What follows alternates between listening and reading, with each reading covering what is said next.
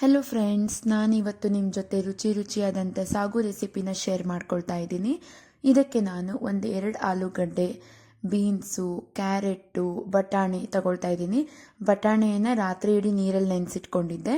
ಹಾಗೆ ನಾನು ಇದನ್ನೆಲ್ಲವನ್ನು ಕುಕ್ಕರಿಗೆ ಟ್ರಾನ್ಸ್ಫರ್ ಮಾಡ್ಕೊಂಡ್ಬಿಟ್ಟು ಸ್ವಲ್ಪ ನೀರು ಹಾಕಿ 3-4 ವಿಸಲ್ನ ಕೂಗಿಸ್ಕೊಳ್ತೀನಿ.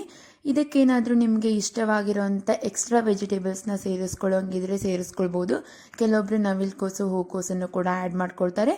ನಿಮಗೂ ಬೇಕಿದ್ದರೆ ನೀವು ಇದಕ್ಕೆ ಆ್ಯಡ್ ಮಾಡ್ಕೊಳ್ಬೋದು. ಅದು ವಿಸಲ್ ಆಗೋ ಅಷ್ಟರಲ್ಲಿ ನಾನು ಒಂದು ಪಾತ್ರೆಗೆ ಎಣ್ಣೆ ಹಾಕ್ಕೊಂಡ್ಬಿಟ್ಟು ಅದಕ್ಕೆ ಒಂದು ಪಲಾವ್ ಎಲೆನ ಸೇರಿಸ್ಕೊಂಡು ಸ್ವಲ್ಪ ಜೀರಿಗೆನ ಹಾಕ್ಕೊಳ್ತಾ ಇದ್ದೀನಿ. ನಂತರ ಒಂದು ಕಟ್ ಮಾಡಿ ಇಟ್ಕೊಂಡಿರೋಂಥ ಈರುಳ್ಳಿನ ಹಾಕ್ಕೊಂಡು ಚೆನ್ನಾಗಿ ಟ್ರಾನ್ಸ್ಪರೆಂಟ್ ಆಗೋ ರೀತಿಯಾಗಿ ಫ್ರೈ ಮಾಡಿಕೊಂಡು ನಂತರ ಒಂದು ಕಟ್ ಮಾಡಿರೋಂಥ ಟೊಮ್ಯಾಟೋವನ್ನು ನಾನು ಇದಕ್ಕೆ ಸೇರಿಸ್ಕೊಳ್ತಾ ಇದ್ದೀನಿ. ಇದು ಚೆನ್ನಾಗಿ ಬೇಯಬೇಕಾಗುತ್ತೆ. ಇದು ಸಾಫ್ಟ್ ಆಗೋ ಅಷ್ಟರಲ್ಲಿ ನಾನು ಒಂದು ಮಸಾಲೆನ ರುಬ್ಕೊಂಡು ಬಿಡ್ತೀನಿ. ಇದಕ್ಕೆ ನಾನು ಒಂದು 1/4 ಭಾಗದ ಆಗೋಷ್ಟು ಕೊಬ್ಬರಿ ತೊಗೊಳ್ತಾ ಇದ್ದೀನಿ. ಹಾಗೆ ಒಂದು ಸ್ವಲ್ಪ ಪುಟಾಣಿಯನ್ನು ಸೇರಿಸ್ಕೊಳ್ತಾ ಇದ್ದೀನಿ, ಥಿಕ್ನೆಸ್ ಬರಬೇಕು ಅಂತ ಹೇಳ್ಬಿಟ್ಟು. ಇದಕ್ಕೆ 1 ಇಂಚ್ ಆಗೋಷ್ಟು ಶುಂಠಿ, ಹಾಗೆ ಒಂದು 4-5 ಎಸಳು ಬೆಳ್ಳುಳ್ಳಿಗಳನ್ನು ಹಾಕ್ಕೊಳ್ತಾ ಇದ್ದೀನಿ. ಹಾಗೆ 2 ಲವಂಗ, 2 ಏಲಕ್ಕಿನ ನಾನು ಇದಕ್ಕೆ ಸೇರಿಸ್ಕೊಂಡ್ಬಿಟ್ಟು 1 ಹಿಡಿ ಆಗೋಷ್ಟು ಕೊತ್ತಂಬರಿನ ನೀಟಾಗಿ ಕ್ಲೀನ್ ಮಾಡ್ಕೊಂಡ್ಬಿಟ್ಟು ಹಾಕ್ಕೊಳ್ತಾ ಇದ್ದೀನಿ. ಹಾಗೆ ಎಷ್ಟು ಖಾರ ಬೇಕೋ ಅಷ್ಟು ಮೆಣಸಿನ್ಕಾಯಿನ ಆ್ಯಡ್ ಮಾಡ್ಕೊಳ್ಬೋದು.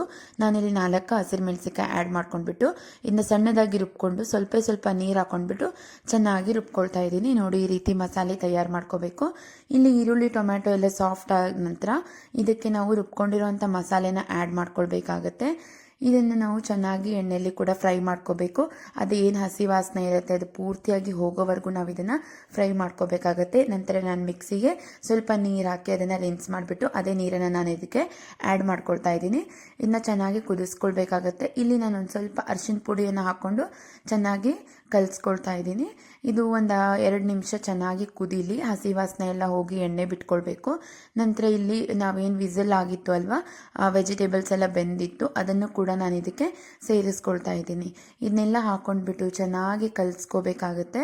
ನಂತರ ನೀವು ಒಂದು 2 ನಿಮಿಷ ಇದನ್ನು ಕುದಿಸ್ಕೊಂಡ್ರೆ ಸಾಕು, ರುಚಿಯಾದಂಥ ಸಾಗು ತಯಾರಾಗುತ್ತೆ. ಇದು ನೀವು ಚಪಾತಿ ಜೊತೆ, ಪೂರಿ ಜೊತೆ, ಹಾಗೆ ಸೆಟ್ ದೋಸೆ ಜೊತೆ ಕೂಡ ಸೂಪರ್ ಕಾಂಬಿನೇಷನ್ ಆಗಿ ಯೂಸ್ ಮಾಡ್ಬೋದು. ಹಾಗೆ ಕ್ವಿಕ್ ರೆಸಿಪಿ ಅಂತಲೇ ಹೇಳ್ಬೋದು. ಕೇವಲ ಒಂದು 5 to 10 ಮಿನಿಟ್ಸಲ್ಲಿ ಈ ರೆಸಿಪಿ ರೆಡಿಯಾಗಿ ಹೋಗುತ್ತೆ. ಕೊನೆಗೆ ನಾನು ರುಚಿ ತಕ್ಕಷ್ಟು ಉಪ್ಪನ್ನ ಸೇರಿಸ್ಕೊಂಡು ಚೆನ್ನಾಗಿ ಕುದಿಸ್ಕೊಂಡು ಬಿಡ್ತೀನಿ. ಈ ರೆಸಿಪಿನ ಟ್ರೈ ಮಾಡಿ ಕಮೆಂಟ್ ಮಾಡೋದನ್ನು ಮರೀಲಿಕ್ಕೆ ಹೋಗಬೇಡಿ. ಯಾರ್ಯಾರಿಗೆ ವಿಡಿಯೋ ಇಷ್ಟ ಆಗಿದೆ ದಯವಿಟ್ಟು ಸಬ್ಸ್ಕ್ರೈಬ್ ಮಾಡಿ, ಲೈಕ್ ಮಾಡಿ, ಶೇರ್ ಮಾಡಿ. ಹಾಗೆ ಮತ್ತೆ ಮುಂದಿನ ವಿಡಿಯೋದೊಂದಿಗೆ ಸಿಗ್ತೀನಿ. ಎಲ್ಲರಿಗೂ ಟೇಕ್ ಕೇರ್, ಬಾಯ್.